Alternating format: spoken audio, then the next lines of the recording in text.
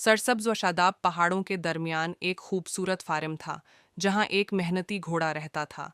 वो हर सुबह अपने मालिक के साथ काम पर जाता और दिन भर बोझ उठाता, रास्ते तय करता और शाम को थका हारा वापस इस्तबल लौट आता। वो अपनी मेहनत से खुश था, बस कभी कभार थकन उसके जिस्म पर हावी हो जाती। एक दिन मामूल से ज्यादा काम के बाद घोड़ा उस्तबल में लेटा आराम कर रहा था। उसकी सांसें तेज थीं और आंखों में थिकन साफ झलक रही थी। इतने में एक बली वहां आ गई। उसने नरमी से पूछा, आज आप बहुत थके हुए लग रहे हो, क्या बात है?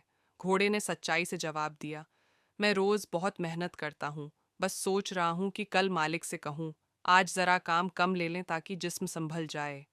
बल्ली ने बात सुनी और खामोशी से चली गई, मगर बात को वहीं रहने न दिया। उसने आगे गाय से कहा, घोड़ा कह रहा था कि वो बहुत थक चुका है और यहाँ से जाना चाहता है।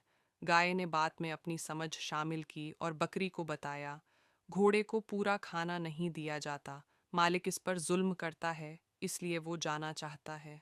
बकरी ने खरगोश को बताया तो बात और बगड़ गई। घोड़े को मारा पीटा जाता है, इससे हद से ज्यादा काम लिया जाता है, इसे सुकून नहीं मिलता।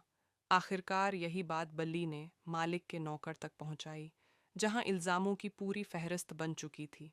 नौकर ने बना तहकीक किए यही बात मालिक को सुना दी। मालिक गुस्से में आ गया और बना सोचे समझे घोड़े को जहर का इंजेक्शन दे दिया। यूं एक बेकसूर मेहनती जानवर जान से गया। हालांकि हकीकत ये थी कि वो कहीं जाना नहीं चाहता था, बस एक दिन का आराम मांग रहा था। सबक, हर बात हर किसी से मत कहो, क्योंकि सच बातों के रास्ते में बिगड़ जाता है और एक छोटी सी बात बड़े नुकसान का सबब बन सकती है।